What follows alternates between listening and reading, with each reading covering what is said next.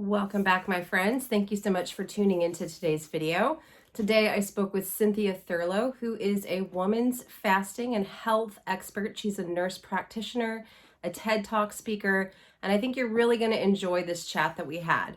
Now, if you are new around here, you may not know I took a whole entire year off of fasting and was pretty anti-fasting for a while. Now, I have started adding it back into my life in a very strategic way. And I really wanted to talk about nuance in fasting with Cynthia because she has a lot of great experience and works with a lot of people, especially women over 40, in fasting optimally. Now, you don't have to be a woman over 40 to get benefit from this conversation. There's a lot in here about fasting in general and how I think that we really need to pay attention to specific warning signs that we need to take a little break from fasting or add some variety into our fasting routines. So I hope that you enjoy this chat I had with Cynthia. Today's video is going to be sponsored by Let's Get Checked. You can use my link in the information section as well as my code, which is Yogi30, to get 30% off of your Let's Get Checked order. I just rechecked my vitamin D levels. I'll have a full video coming out for you guys very soon. I also just checked my cholesterol again. I will talk about that again soon as well. And when you're doing fasting, I think it is important to pay attention to your hormone levels, your cortisol, progesterone, testosterone, all of those sex hormones to make sure that they are staying in an optimal range. The surprising thing for me, and this is why I love using Let's Get Checked, because I can just check these things anytime that I want to. I don't have to go to a doctor. I can just order the test, have it shipped to my house, take it, and then get the results pretty quickly. When doing fasting, since I've implemented it back in, I have really wanted to stay on top of my hormones. And to be honest with you guys, my hormones have gotten better, which is not something that I thought was going to happen, but my hormones have gotten better since adding a fasting routine back into my life. So I hope that you enjoy this interview with Cynthia. Check out Let's Get Checked. Use my code Yogi30 to save 30% off of any lab test that you want to just run at home.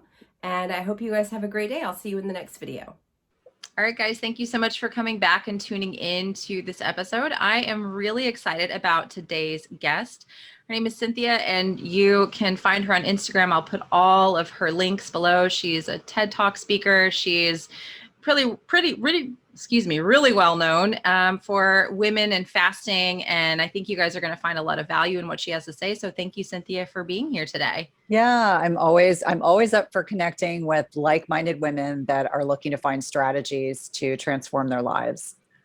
Yeah, and you have quite a story as well that kind of got you where you are now. If you wouldn't mind just diving briefly into how you got to where you are before we dive into the whole topic of the day. Yeah, well, I'm trained as a nurse practitioner, so I worked in kind of more critical care environments, cardiology, for many, many years. And it probably wasn't until I entered perimenopause. And I always like to be really clear about this, despite training at a leading medical institution, arguably one of the best in the world, no one ever talked to me about what to anticipate or expect as I was transitioning into what I like to refer to a more mature stage of my life. And so I kind of was doing all the wrong things when I was heading into perimenopause. I was working a very demanding job. I had 2 young children at home. My husband did a ton of international travel. I probably wasn't getting enough sleep and was probably pushing the intensity of my exercise beyond what I should have been doing at that point. And so that kind of creates the perfect storm, if you will, for people who crash and burn in their 40s. And so that really happened to me. And I had never dealt with a weight problem, had never dealt with debilitating degrees of fatigue.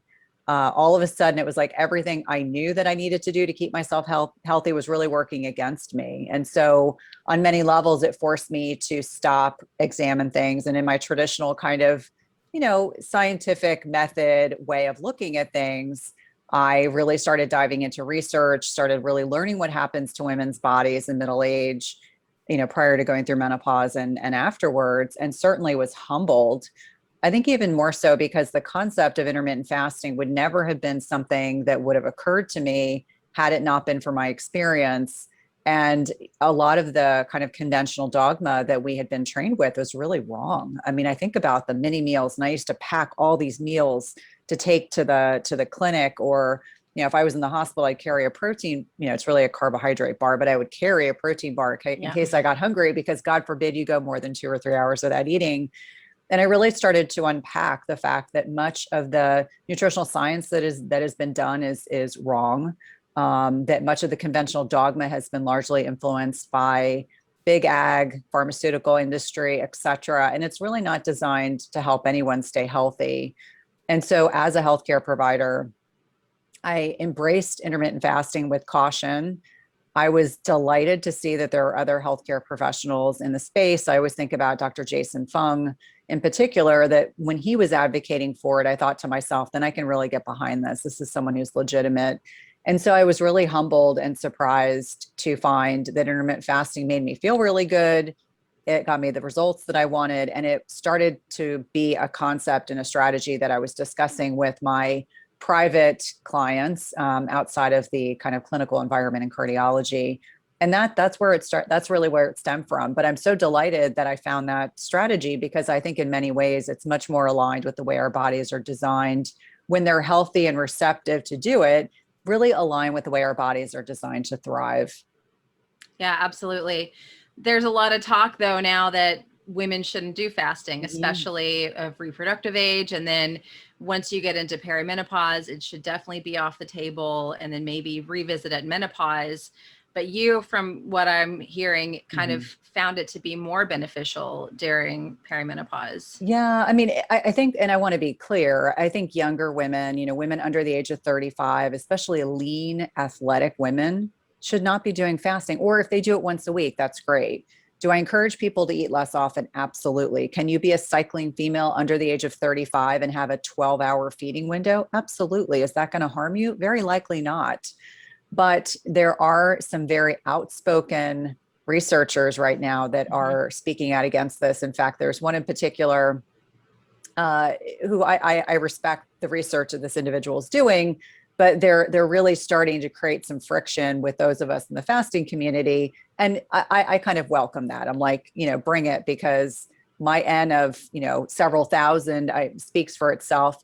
But I think we have to be really clear about defining who the population is that we're working with, who we're speaking to. If you're under age 35 and you still want to have babies, I wouldn't recommend that you do a lot of fasting. Now, if you're someone that needs to lose a lot of weight, you've got polycystic ovarian syndrome, you're insulin resistant or diabetic, there is a lot of data to suggest, irrespective of where you are age-wise, that fasting can be very beneficial. Now, 35 to 50, and let's be clear, we start getting decreases in our sex hormones, growth hormone, et cetera, after the age of 35. So perimenopause can hit in your late 30s, early 40s. And some women menstruate until they're into their early 50s. The average age of menopause is 51. So I always remind people, we're talking about a good spread here, 35 to 50. It's really dependent on the individual. Again, if you're insulin resistant, have PCOS, you're diabetic, going low carb and eating less often is going to be beneficial, irrespective of how many hours in which you eat. Now, I think the challenge is that people get very rigid about fasting. Like they only want to do a 16/8. They only want to do, a 14/10. They only want to do OMAD, which OMAD is not something I recommend women do on the regular. Around a vacation, around a celebration, when you've eaten too much, fine. But in most other instances, I think we really have to get honest with ourselves about our circumstances. What's your sleep quality like? Are your cycles regular? Because I use the menstrual cycle as a barometer, because if someone comes to me and they're 40 years old, and yes, technically they're probably there's many stages of perimenopause, but probably, their ovaries are producing less progesterone. They're probably in a position where they're in the beginning stages. And I remind them, I'm like, if your cycle is regular all the time and you start fasting and it goes away and you're not pregnant, that could be a sign it's too much. Because really, when we're talking about fasting, we're talking about hormetic stress. And there's a very fine line with too much stress and too little. And so I think people really have to get connected to their bodies. So menstrual cycle is definitely one little barometer. And then as women head into menopause, if they're sleeping, if they're not over exercising, if their diet isn't full of garbage, I find that women in menopause, sometimes they have one less thing to worry about. You're not getting a cycle every month. You don't have as much fluctuation in hormones. I think fasting can be much easier for women at that point. But here's the thing. I think for so many women, they suffer through perimenopause. And I like to think of perimenopause as a barometer of how people are going to do well in menopause. A lot of people suffer in perimenopause. By the time they get to menopause, they are so inflamed, really overweight. Their sleep quality is terrible. And they're so desperate to make this strategy be the one that's going to fix everything that I always say we have to kind of readjust our expectations. I think that's really critical, even for, you know, the women that you're working with, is really adjusting expectations, because life is a journey, not a race.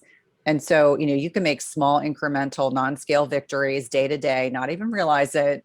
And then 6 months later, you're like, wow, like I feel like an entirely different person. But I do agree with you that there is quite a bit of pushback. Although what I find interesting about this, about the pushback, is it's either from people who are focused on a very specific population. Like, I don't define most women as athletes. I mean, if you are Yes, at that's that exactly what I level, was going to say. Yep. I don't define most women as athletes. If you are a very, very lean woman who's working out very intensely every day training, don't fast. I mean, you can Right. fast in your off season, but I think otherwise you're really putting yourself at risk. But you know, you see some of these influencers who I think are very well meaning. I want to be clear about that. They have a very focused population, and so, you know, can you extrapolate and say that, you know, this is non-beneficial to all these other individuals? This is the way our bodies were designed to thrive. Otherwise, we wouldn't have lived as a species. We wouldn't have survived all these years if our bodies couldn't go periods of time without eating. So I think it's a modern day kind of creation for so many people, that they eat the meal frequency, the very high carb, processed, low protein diets. There's so many things that kind of contribute to this. So, you know, when we're really looking at nutritional and exercise science, we have to kind of recognize that there hasn't been enough research to say to be totally definitive. And I think anecdotal evidence and evidence that I'm hearing and seeing from my peers who are MDs and nurse practitioners and PAs and et cetera, really should kind of shift that perspective that, you know, the people that are working clinically with these individuals and getting great success demonstrates that there is a need for this as a consideration, like much like a toolbox. So it's like, maybe at some point in your life it works and another point it doesn't. I know you mentioned that you had a period of time where you were not able to fast, and that happens. It totally happens. Yeah, you know, and I was 40 at the time. And so I'm kind of in that window. I started noticing changes with myself at 35. You know, my DHEA was low, progesterone started getting low, started putting on a little extra weight. And I was like, where did this come from? So for me, 35 was like, oh, this sucks, you know? And then I found like low carb and fasting and was able to reverse all that stuff. And so I felt like, oh, this is amazing. But the first thing that started happening for me, because I was over fasting, you know, there wasn't a lot of talk about nuance for women a couple years ago, because I'm 42 now. So a couple years ago, there wasn't a ton of conversation being had about how we need to have some nuance and some variation. So every day was a 4-hour eating window.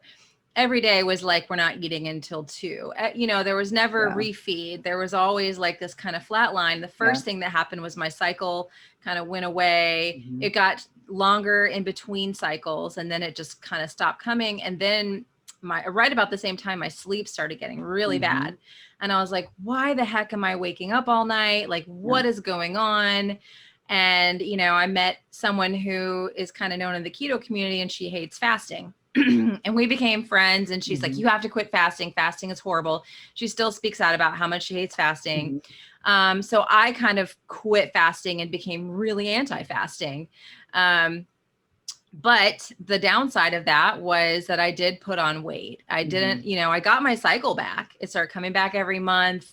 I just had my hormones tested last month, and my doctor was like, you have like amazing ovarian reserve. Your AMH is good, LHF, all your sex hormones, all your like fertility hormones are like somebody in their mid 30s. Like, how did you do that? And I actually did start fasting again back in January after I talked with Dr. Mindy Pelz. And so I'm like, there's I guess this bell curve that we're not really talking about. And so, you know, I mentioned, you know, not getting the cycle, but also I feel like the sleep is such a huge issue for people that they just kind of ignore, and maybe they're doing a little too much fasting. And I know that's something that you've talked quite a bit about, is like, if you're not sleeping, you probably shouldn't be doing a lot of fasting. Right. And I think that sleep is foundational to our health. In fact, I know it is.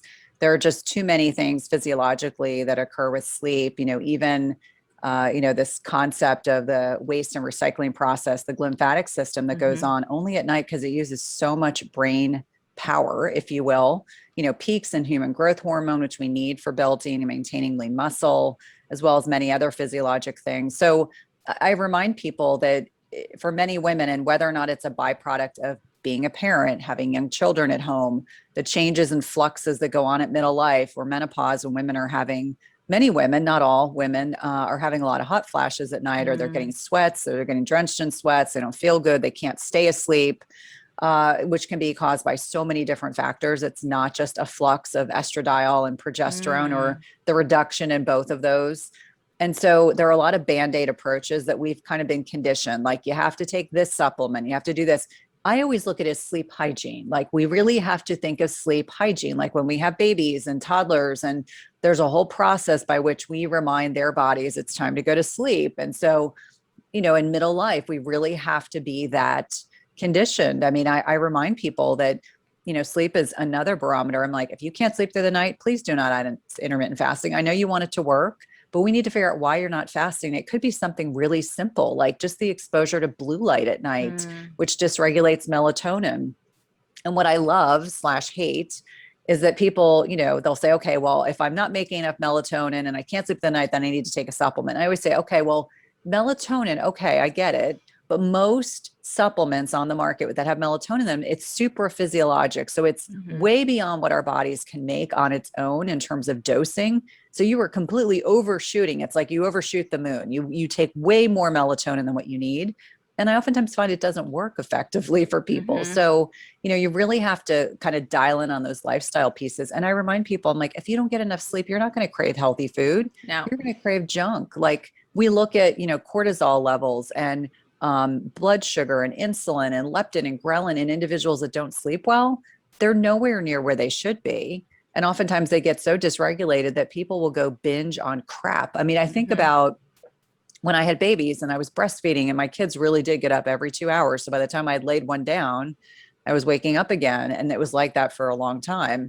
And I remember telling my husband, I have never craved sweets so much in my life as when I was breastfeeding, which part of that is because you can actually take in a whole lot more food while you're breastfeeding than you can at any other point in your life. I always say you could eat like a linebacker, but my body was so sleep deprived that I didn't crave broccoli or chicken or steak. I craved cookies, and I would make these ridiculously intricate cookies. And my kids laugh about that. They're like, there's no way mom did that. And my husband says all the time, he's like, she did. And it was for this very short span in her life. And then once your sleep deprivation was improved, it was like, okay, I can't keep eating like this. This is ridiculous. So yeah, you definitely don't make good choices when you're not getting enough sleep. And certainly adding in another hormetic stress to the body under those circumstances is never a good thing. In fact, I got a couple, I always have an Ask Me Anything on Instagram, and I always get some interesting questions. And I got so many yesterday, I'm still answering them today. But a lot of them focused on sleep. Like, people were like, how do I deal with not sleeping well when I fast? I'm like, fast less or don't fast. I mean, just as like, just kind of a, two different ways of looking at it. It's like, you're either fasting too long, you're not getting your macros in, you're not managing your stress, or you sit on like a tablet or your iPad, or you're in front of, your computer or on your phone before you go to bed. And it's like, all you need is the suppression of melatonin, and cortisol gets ramped up, and that's going to keep you awake. Yeah, that's the biggest thing that I get questions about is sleep as well. I feel like it's kind of an epidemic where people are really suffering with the sleep. And I've heard a couple of more prominent people in the keto community say, well, if you're not sleeping, it's low progesterone. That's the only reason why you're not sleeping. And I'm like, I feel like that's a little oversimplified. And then they're like, just take some evening primrose oil, and that should fix the problem. I can give you some supplements to take that'll fix the problem and you'll be fine. But you're like, no. No, and I'm not a fan of more omega-3 oils at all. Like, I'm anti-seed oil, which is one sort I will die on. And then I'm not a Yeah. fan of people ingesting more omega-6 oils because we get far too much omega-6 oils in our diet. We need more omega-3s. Yeah. Omega-6s are inflammatory. And unfortunately, that's kind of a traditional mindset about perimenopause and menopause. Oh, if you can't sleep, it's progesterone. Well, I can tell you without question, based on my own research, a lot of times it's related to blood sugar and low estradiol, which is the predominant form of estrogen our bodies make heading into menopause. And then we make a different, weaker form, generally from adipose tissue, which kind of stinks. But there's so many reasons why our sleep quality is poor. And a lot of it has to do with our lifestyle. And so I always say, like, you could take progesterone. Yes. Is it going to hurt you? No. Progesterone cream, I think it's not going to hurt you. Yeah. But certainly there's better formulations. There's better ways to take it. There's so many layers, and everyone's an individual. Like, for anyone that's listening, there probably, if I took 10 women, and this is how I used to look at my patients when I was working in cardiology. If every patient, like I had 10 patients with high blood pressure, I had to tweak everything differently for each person. And I always acknowledge that. And it's very similar for women. I mean, we know there's like a whole algorithm I can mentally work through of all the things we need to do about the sleep piece before we think about a supplement, before we think about medication, which is not to suggest those are bad choices, but you don't start with those, because you can take all the melatonin, all the adaptogenic herbs, and throw in some special herbal tea at night. But if you're not doing the other stuff, it's not going to help you. And I think for many people, the sleep piece, until you stop sleeping well, you never realize how good you had it. It makes you appreciate what it was like in your, teens, 20s, and early 30s. It's like, wow, I never appreciated how easy it was to fall asleep and stay asleep. Yeah. What are some of those things other than supplementation that they'd want to look at? I mean, I'm obviously, like, you don't want to be on your phone all day, but what are some other things that you have them do? I really like people to get light exposure without sunglasses in the morning. So we know that we have these receptors in our retinas and our eyes that will suppress melatonin and increase cortisol, because our body literally is like, okay, it's time to get up and get moving. Really important. I like physical activity. It does not have to be that you are doing CrossFit. It could be that you take, over the course of a day, you may walk several miles. I mean, our bodies need to be exercised. I can tell in my kids, granted they're teenagers, so it's not so uncommon for them to, they're both training right now. One's a swimmer, one's a football player. But my dogs, if they don't get enough exercise, their behavior and their ability to sleep is really diminished. So I think about sleep in terms of exercise. I think about that. Wearing blue blockers when the sun starts to go down, because we recognize that blue light from all these electronic devices can also dysregulate melatonin. I think about, just making sure, if you're fasting or not fasting, irrespective, making sure you get your macros in, like high quality protein, healthy fats, the right types of carbohydrates. If you eat carbs or if you're cycling carbs, really being mindful about the fact that if you're fasting and you don't get enough food in, well, that could be why you wake up in the middle of the night. Your blood sugar can get dysregulated, and your liver will, only has so much supply of glycogen. But if you think about the fact that 88% of the US population is metabolically unhealthy, very few of us don't have enough glycogen stores, to be completely frank and fair. And then I also think about, stress reduction. I know people poo-poo this, but meditation. I have something called the Apollo Neuro. It's usually sitting on my desk. Oh, it's right here.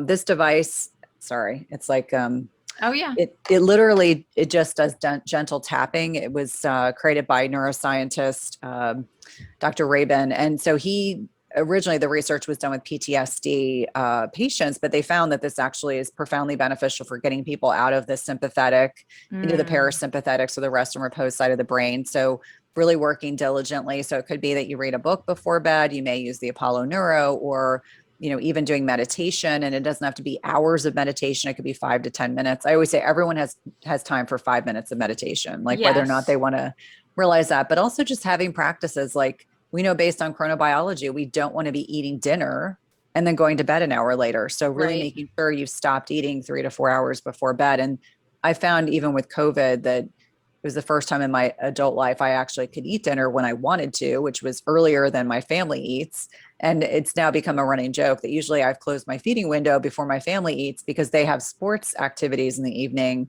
but I feel a whole lot better. I'm like, I will sit down with everyone, but if I finish eating at 4:30 or 5, I'm okay with that. Like that works a whole lot better for me in terms of when I go to bed. So that's typically where those are some high points to think about.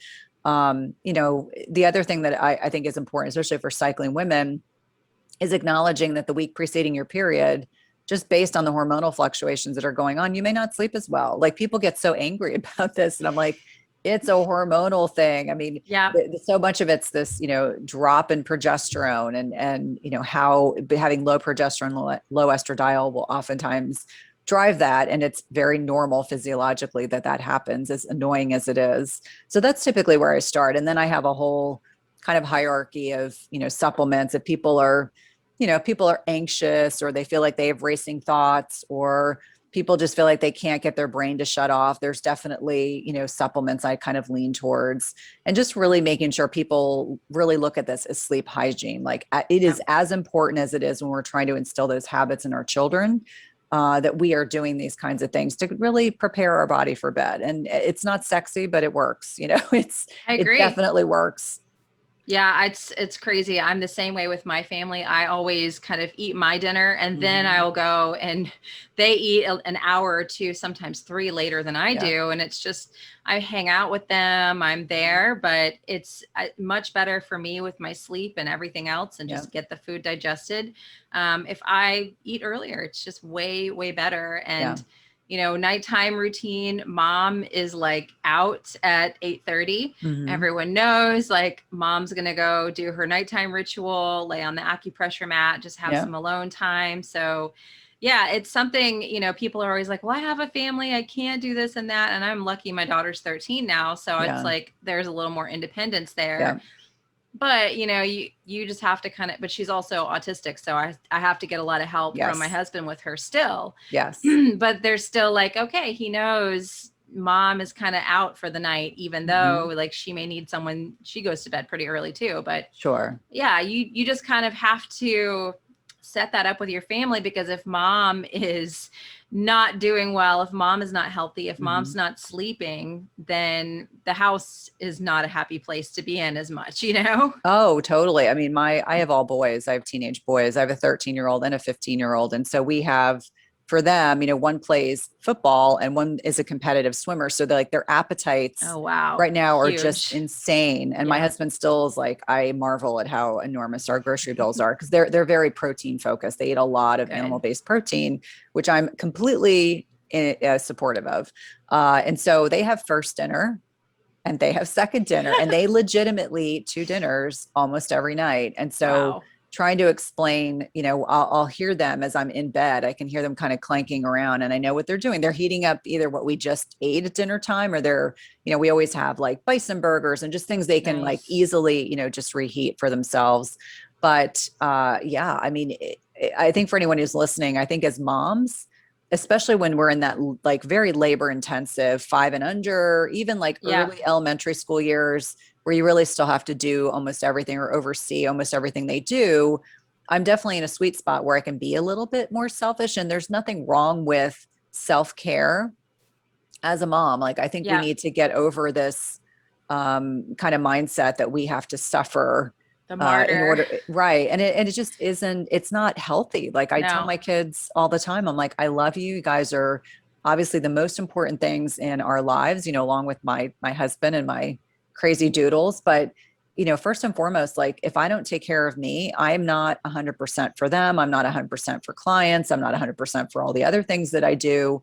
And so really, kind of fine tuning, like, what does that look like? Now, I know we are heading into the stage where my kids will be driving, in so many years. And so that will shift again. I probably won't be able to go to bed quite so early. Yeah. But for right now, we're in a good spot. So for anyone that's listening, carving out and identifying what works for you is really important. Absolutely. Really, really important.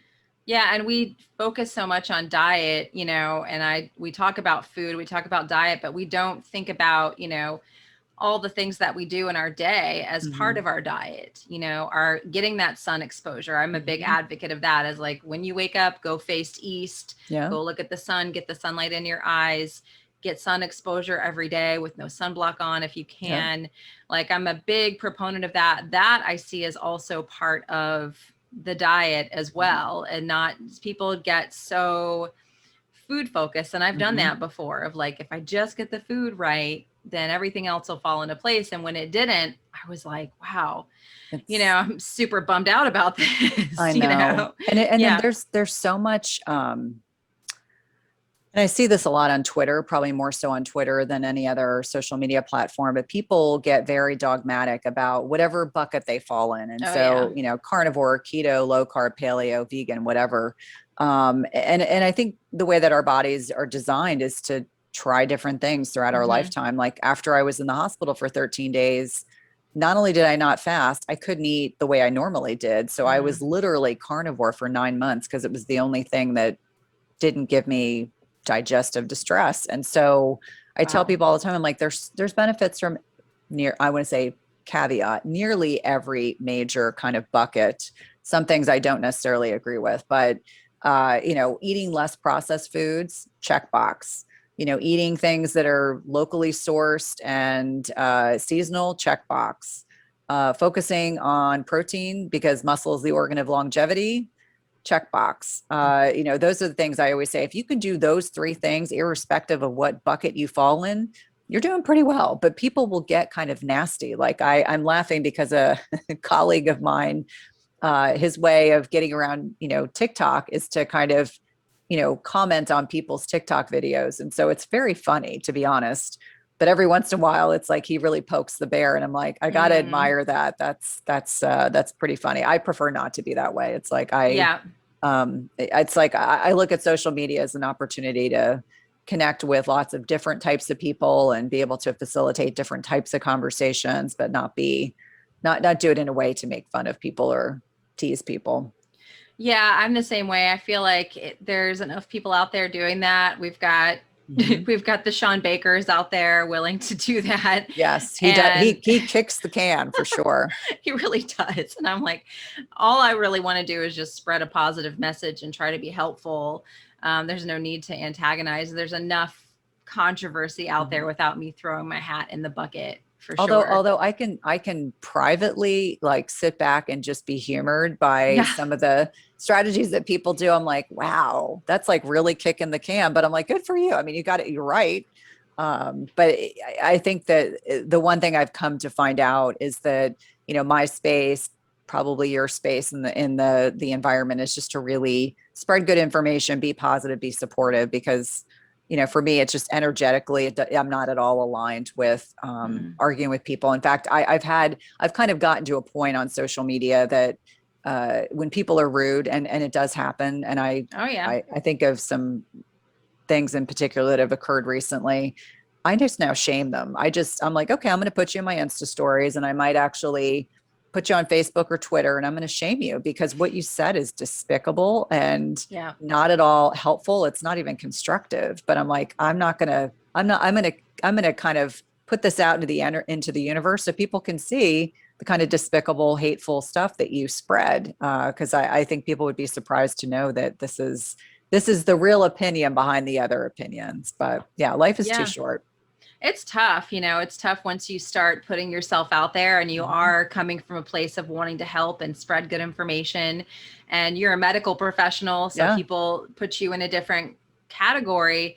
People really can come after you and just get absolutely mean. Just mean. Well, and it's interesting because I typically stay above the fray. Like I don't get a lot of, I'm getting more of it. I think that's just because of the stage of business I'm in. Yeah. But there was one female physician who was just hateful and awful. And I normally I kind of like, I'll share it just for people to see. I'm like, this is what this person's saying. And this time I showed it to my husband, and my husband was just aghast. And I said, the unfortunate thing is the following week, this individual was then sharing that she has this relationship with a weight loss drug.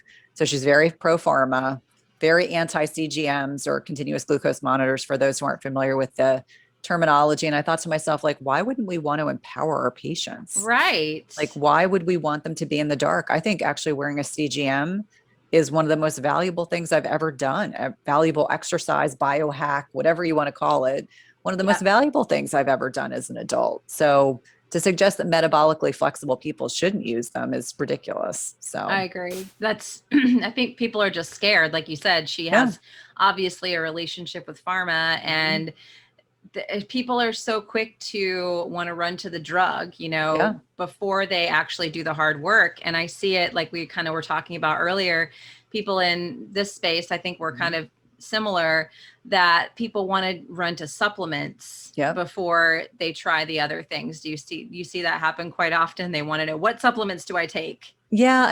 And so part of it is we've conditioned patients to think about a pill to solve symptoms. So part of that is, when I say like we as healthcare professionals, along with pharma, have created that situation. But I think that on many levels, again, it goes to the supplements. And I'll be very clear, I take a lot of supplements for a lot of different reasons. But I'm very specific about why I need to be on them, even if it's short term. I think you have to be targeted, and you have to actually work with someone who knows, like, what are the better companies? What are the companies that actually have high quality supplements? Don't buy your stuff on Amazon, please. But a lot of people do, because it's a ease of access. Amazon makes it so easy. But I agree with you that people want to take the supplement as opposed to doing the work, which is very similar to what I saw in clinical practice in cardiology, where patients were like, I'm not going to change my diet. I'm not going to exercise. I'm not going to stop smoking. Just give me the prescription. And it used to make me very sad. You have to remember, like, I started practicing as an NP in my 20s up until my 40s. I mean, technically I still carry my license and I do work as an NP in some capacity, just differently. But I tell people all the time, like, that should not be our first line of defense, is to go to medication. Much like for women in perimenopause and menopause, same thing. Like, it's not to suggest bioidenticals or hormone replacement therapy are bad. I'm not saying that at all, but that should not be the first line of defense. We should do all the other stuff and then add them if people need them. Not let that be the first, kind of like the first thing that people go to or gravitate towards. Yeah. Would you say that people looking at their blood sugar, CGM, that route would be primary for people who are looking to, balance things out or feel better, optimize? Would you put that as your first place that you would send people? I would say, I think when I'm kind of looking at an algorithm of how I work with people, it's, if they're eating 3 meals a day and snacks, stop snacking. It's like balancing blood sugar. Absolutely. But I feel like that technology for a lot of people would be overwhelming when we have to kind of like focus on sleep, focus on not snacking, then, restructuring meals. So it's very formulaic in the sense that I can almost guarantee most people have blood sugar dysregulation when they come to me. And the first thing we have to do is, it's like, I need to teach you the basics before we add in additional things. But yes, having a CGM or even using a glucometer is really helpful for many, many people, because kind of standard conventional medical model is checking a fasting glucose, which is good, checking a hemoglobin A1C, which is a snapshot of the prior 90 days, which is good. But really, they need to look at other stuff. You need to look at a fasting leptin, a fasting insulin. Yes. Because people will say, I'm stuck. My fasting blood sugar is not bad. I'm like, well, that's one day while you were fasted. I'd like to see what's your response to food. Because, there's valuable insights of, as benign as, like, what's your blood sugar when you get hungry? That's important information to know, because when you get truly hungry and not just I'm bored, it's like, okay, is my blood sugar 75? And that's kind of like that point at which I go, okay, it's time to feed me. Much like you were saying, like, I was pushing myself till 2:00. Well, you might've had a low blood sugar at like, 9:00, and it might've been a day you needed to eat earlier. And then thinking about what's the net impact of meal choices on our blood sugar. So if your blood sugar goes from 75 to 150, you didn't pick a great meal choice. Like, it really should not. I mean, ideally we want to keep like a tighter, we want to keep tighter control. It's not to suggest you might go to a party, have a drink, have a dessert, and your blood sugar is going to go crazy. Or you get exposed to seed oils as one example, or gluten-free bread, and then your blood sugar goes all wonky and you're like, okay, I don't need to do that again. But just the acknowledgement of, looking at your food choices and looking at it objectively beyond, because I find most people don't get the sensation that their blood sugar is really high. Like, they don't get shaky. They don't feel poorly. My tell for a long time, and I didn't kind of put these things together, was if I've never been a big drinker, but on like New Year's Eve, or we go to a party and I might have 2 glasses of wine or maybe 2 martinis, which for me is a lot. And then I'd want to go take a nap. And so I kept saying to my husband, like, that's my tell. Like, that's when I know, like, I completely messed up my blood sugar because now I want to go take a nap. And Yep. so that's my tell. And now I don't drink alcohol at all. But for everyone who's listening, knowing what your blood sugar is doing, once you've done all the other basics, I think can be very, very helpful.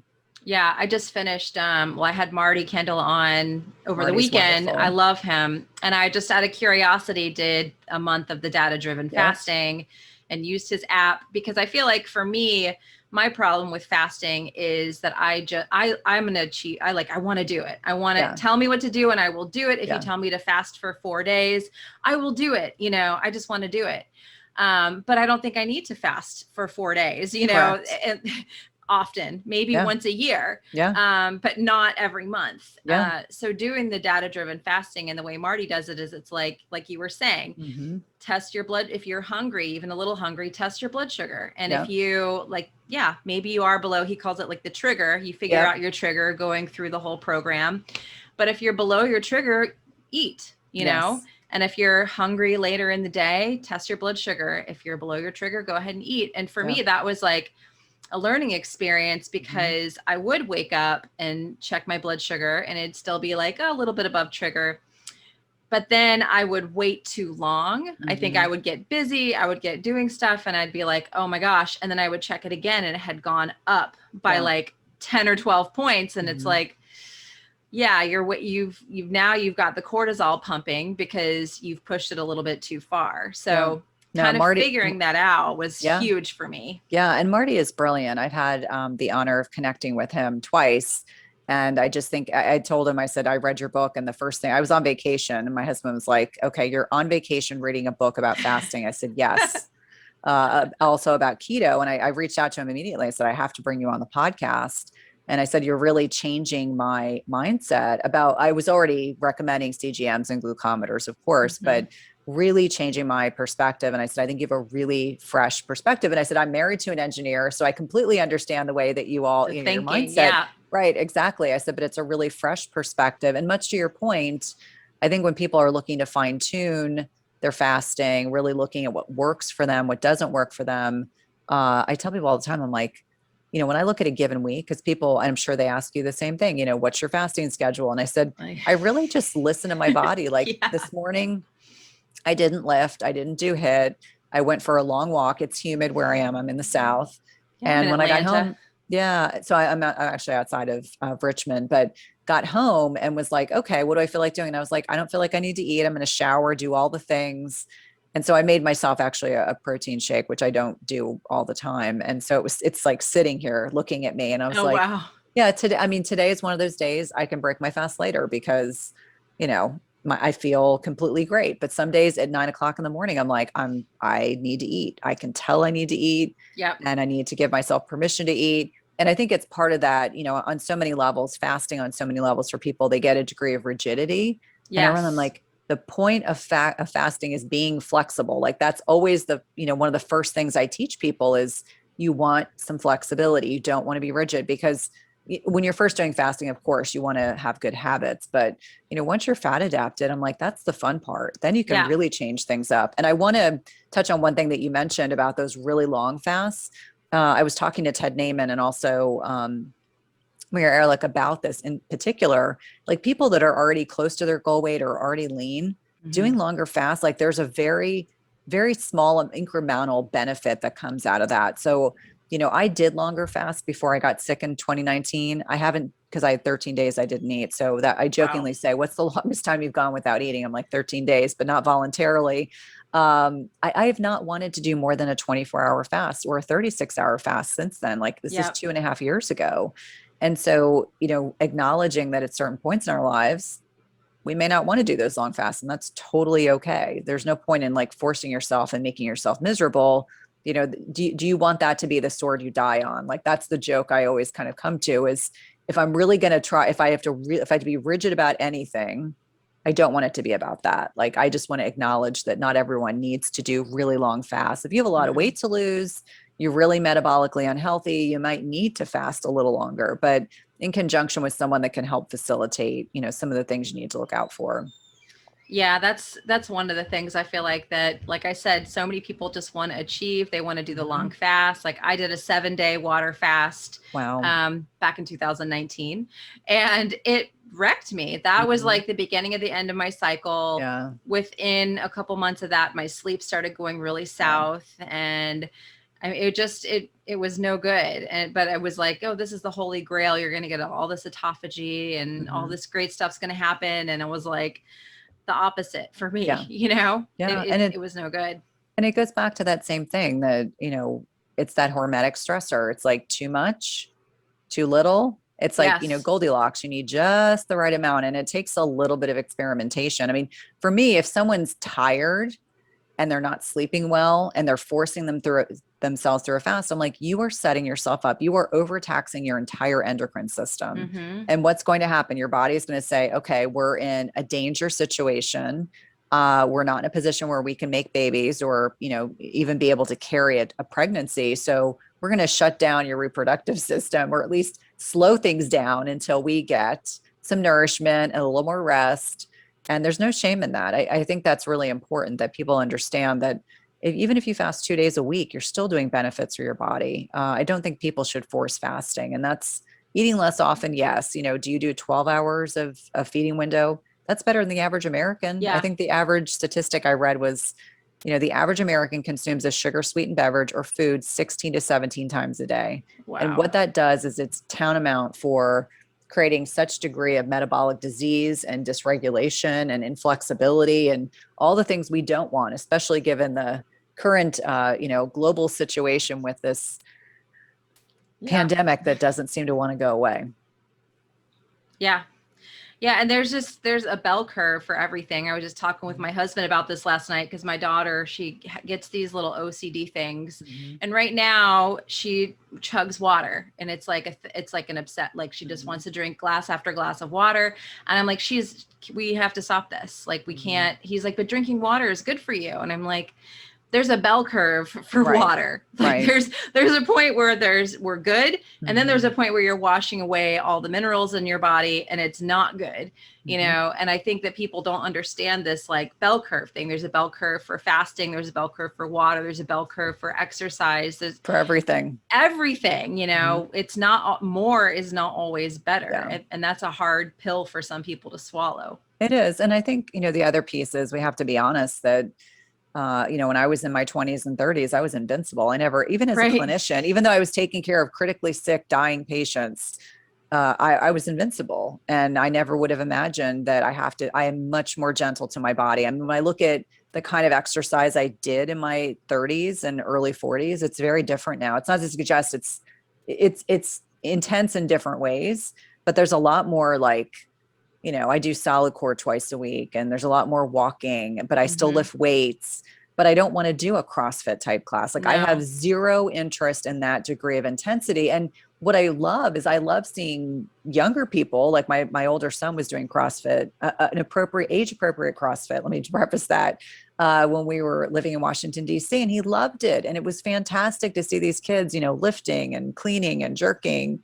But I was like, I have zero interest in doing that because they were always trying to get my husband, who's also very fit, trying to get us to do it. And I was like, yeah, no, I don't want to do that.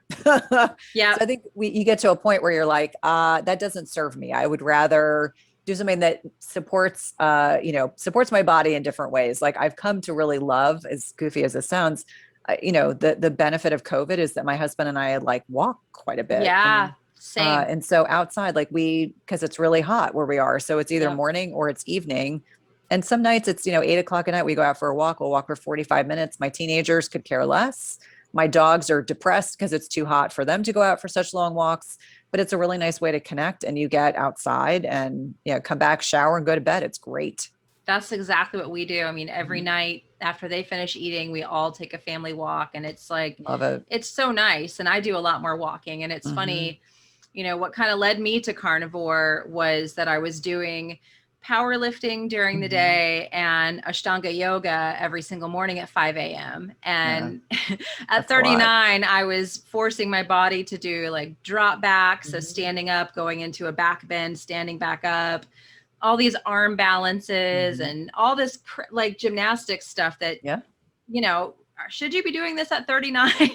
Well, you probably could, but probably Yeah. not in the context of also like heavy lifting and Powerlifting fasting. during the Right. day. Yeah. I was Yeah. like, should I really be doing this? And you get, now a few years later, I'm kind of like, no, I just really want to walk and lift weights and still do my yoga, but I don't need to be doing like all the gymnastics type of yoga. I can still do handstand and headstand and all that, but I don't need to be doing that every morning at 5 in the morning to let, it's just, you kind of adapt into that place, and it feels good. It's like empowering, you feel like you're going to miss out on something if you're not doing the hardcore kill yourself type of workouts, but it's almost like you get to that place and you're like, just not really appealing to me at this point. Yeah. No, I mean, even my husband, up until COVID, was still playing lacrosse. He played lacrosse in college, and what he kind of got into last year was jujitsu.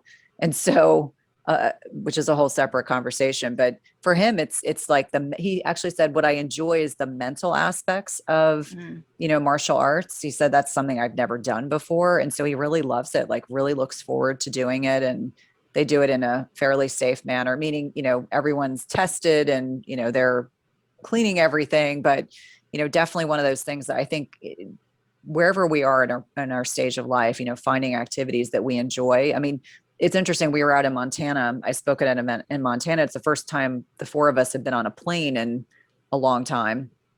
And we did a lot of hiking. And I was saying to my husband, like, the hiking was actually quite rigorous. And so what humored me the most was I was seeing people who are clearly 20, 30 years older than us hiking up the mountains too. And I said, there has to be something to this. Like, you get these beautiful views, you get your heart rate up. I mean, I was shocked at, I was like, this is strenuous, with some of the inclines and the pitches and the rocks and all the things we were walking on. And my kids, of course, were just loving it. But the point of why I'm sharing this is that, just acknowledging that at different stages in our lives, we need different things.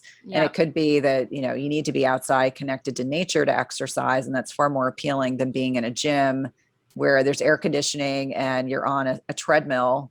I said, I think, working out will never be the same because I've done so much of it outside, over the last 18 months. Yeah. Outside working out, there's nothing better, I feel like. And that, like we were talking about earlier, it helps so much with sleep. I mean, just getting outside, getting the sunlight, being in nature, it connects you in a different way so that you sleep deeper, sleep longer. And I love it so much. Yeah. That's great. One thing I wanted to touch on, I know we're almost at like an hour here. I have so many women that are really struggling to lose weight. And I kind of wanted to get your take on that. I know you do some master classes and you have programs for women, but women in their 40s and 50s, really, those are my two. And then above that, they're really struggling to lose weight. They have done strict carnivore or strict keto. They never cheat. A lot of them have done a lot of fasting and now they've quit fasting. And so I feel like they're kind of confused about like, what should I do here for weight loss? Like, how do you help that type of a client? Well, I mean, we always start with the basics because most people don't have good sleep hygiene and that's a starting point. But if they've already been fasting, they've already, gone on an anti-inflammatory diet, I look a little deeper before I start doing testing. I start thinking like, what are your macros like? Because a lot of people do keto wrong and they do massive portions of healthy fats, and too much of any one thing is not good. Yeah. If you're in your 40s and 50s, I hate to tell you this, you cannot eat carbohydrates like you did in your 20s and 30s. And this might be that it may not be that you're ketogenic, but you probably need to be low to moderate carbohydrate depending on your metabolic flexibility. And again, I'll go back to the statistic that if 88% of the population, probably more women than men, are metabolically inflexible, you need to be mindful of your carbs. And it's the quality of the carbs, no gluten, no grains, like really looking at root vegetables and low glycemic berries and non-starchy veggies. But then I start to think about some nuances, toxins we're exposed to in our environment. I'm actually down a massive rabbit hole. Massive rabbit hole. In fact, I'm driving my family crazy because I keep reading more stuff and I'm like, you start thinking about toxins in your environment, your personal care products, your food. They're endocrine disrupting chemicals. So really getting honest with yourself about where in your life you need to clean things up. So think about it. If the average woman uses 12 to 15 personal care products every day, and if every single one of those products has endocrine disrupting chemicals, you very likely could be, literally swimming in this toxic stew of stuff. So, really looking at those personal care products, really getting honest about your environment, really being honest about, your nutrition. So if you Yep. are eating a carnivore diet or a higher protein diet and you're getting conventional like food lot meat, you have to understand that, and there's no shame because everyone has a budget they have to work within, but you need to understand that most of those animals are given a lot of antibiotics. They're given growth hormone, they're given things to stimulate, milk production, and then you're ingesting that. So that's one thing I think is important. It's not to suggest that everyone has to go out and buy pastured everything or wild caught. It may not be in your budget, but you want to be cognizant of the fact that there's this kind of cumulative impact. And adipose tissue on our bodies, or fat tissue, is its own organ. So it's very Yes. sophisticated. And if your body is storing these toxins in an effort to protect you, and really that's as loving as it is to understand that, a lot of times it's designed to protect you. You want to lessen your exposures. The other thing is, thinking about your heavy metal exposure. I see a lot of women that, when we do heavy metal screenings, they've got very high mercury levels, either because they have mercury amalgams or mercury fillings, or in the case of myself, my mother had a lot of them. I've never had a mercury filling. And so my mercury levels were sky high. Just getting really real about what offsets thyroid receptors, what impacts, your estrogen levels in your body. So those are other areas that we kind of dive down, thinking about like gut health. I mean, Yes. I tell people all the It's a time, big one. if you don't poop every day, so let's just back up. If you don't have a bowel movement every single day, there's a reason and you need to figure it out. It is not normal not to have a bowel movement. So if you're constipated, or if you're the kind of person that goes on keto and that doesn't poop for a week, it's a demonstration that your body needs some degree of support in different ways than you're probably aware of. And so I really start to look at gut health.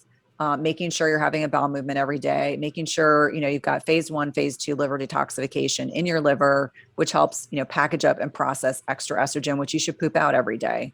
And again, I go back to the fact that most of us are metabolically unhealthy, and therefore we probably have more circulating estrogen than what our bodies need. So want to make sure you're doing that. Looking at things like H. pylori, parasites. We know that these can disrupt the gut microbiome in non-beneficial ways. We know that there are certain types of bugs that if they're in our guts, they will cause us to extract more calories from our food. Yes. And as disturbing as that is to find out, we are what we eat, but we also are a byproduct of how we can break down and assimilate nutrients that we eat. So you could have someone who's slender who eats the same meal as someone who's overweight, and the overweight individual will probably extract more calories from that meal than the slender person will. And it has a lot to do with the gut microbiome.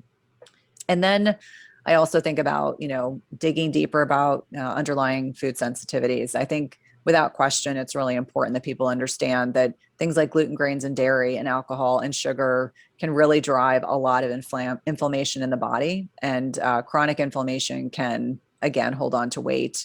And then, lastly, I think, like the last tip I would really think about is, really getting honest with yourself about, what types of physical activity you're doing. Like you mentioned, you were overtaxing your body. I overtaxed my body in the beginning of perimenopause because we've been conditioned to believe that we need to exercise more and eat less. Yep. And what we need to actually do is eat smarter and work out smarter. And so I remind people that strength training is a given. Everyone should be strength training at least twice a week. And if you're perimenopausal and menopausal, like that's without question, because we start to accelerate the loss of lean muscle mass in our 40s. It's something called sarcopenia. It will happen. It's not a question of if, but when. Yep. And like when you look at marbled meat, that is sarcopenia in the meat. So it's a loss of muscle mass replaced by fat.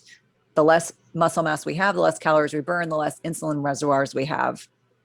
And so I think it's really very, very important that we're honest with ourselves about our workouts. You need to strength train.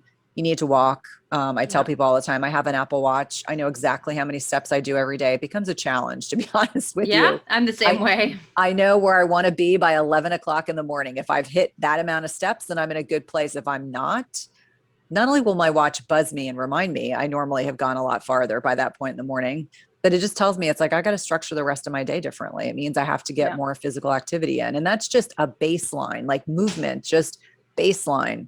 And then making sure you've got something built into your exercise program that involves not overtaxing your body. And so that's why I like solid core. It is one of the most intense workouts I've ever had. And I love it, but it's all core focused. But I can do it around strength training. I can do it around walking. I can do it around other things that I do.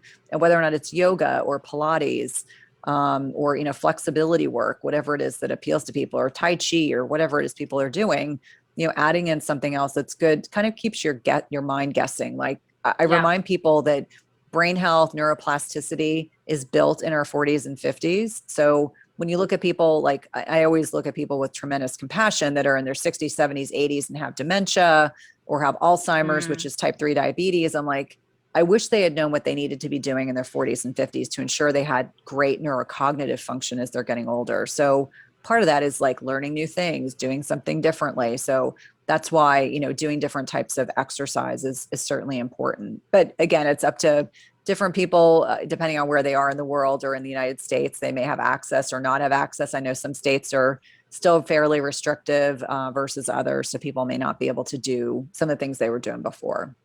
Yeah, I love that 40s and 50s is really setting you up, and we don't, that's kind of been my light bulb is like late 30s, now 40s. It's like, okay, you got to get the weight training in. You have to start building that neuroplasticity. You've got to do this now, because that's now is like when all my friends are starting to, you can get away with things for a while, but then when you hit your 40s, that's when the health issues start coming up. That's when disease starts coming up. That's when people start getting sick. My mom got non-Hodgkin's lymphoma at 42. And so that's been, she's still here, but she's been through absolute hell over the last, 20 some odd years.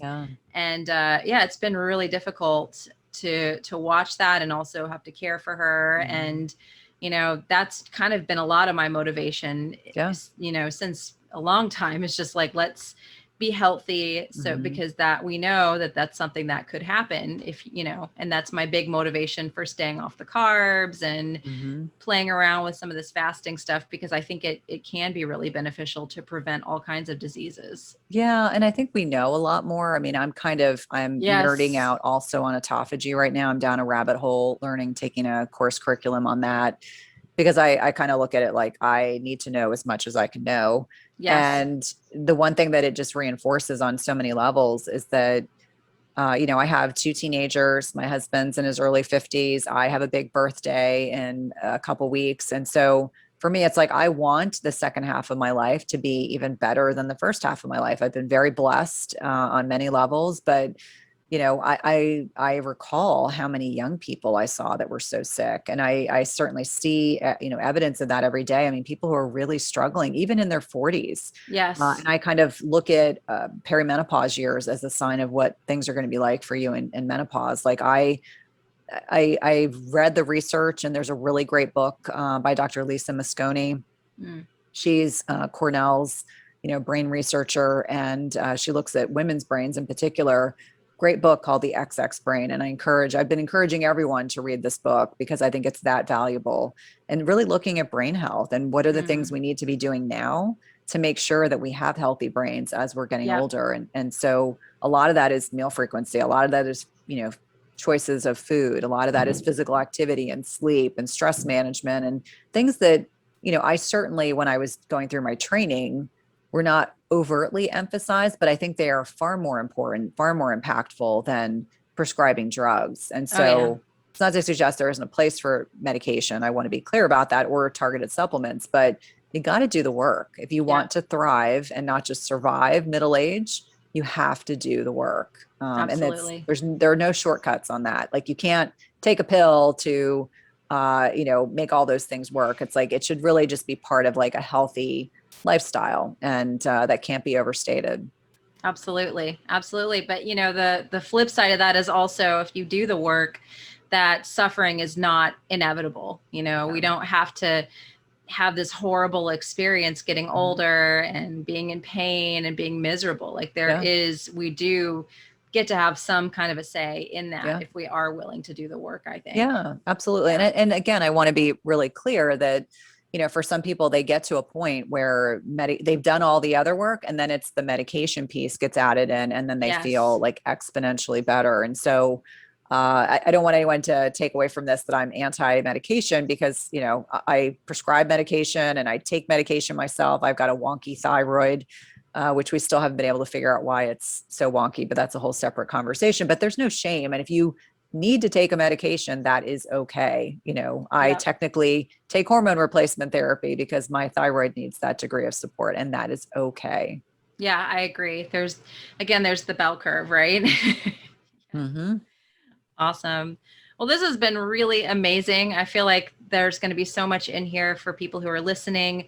Where could people find you if they wanted to work with you or just get more information on your work, your podcast, all the things that you do? Yeah, probably the easiest place to start is my website. So it's www.cynthiathurlow.com. There are links to my podcast, Everyday Wellness, as well as links to Twitter, LinkedIn, Instagram, YouTube. I'm trying to think, I'm forgetting Facebook. We have a free Facebook group called Intermittent Fasting Lifestyle / my name.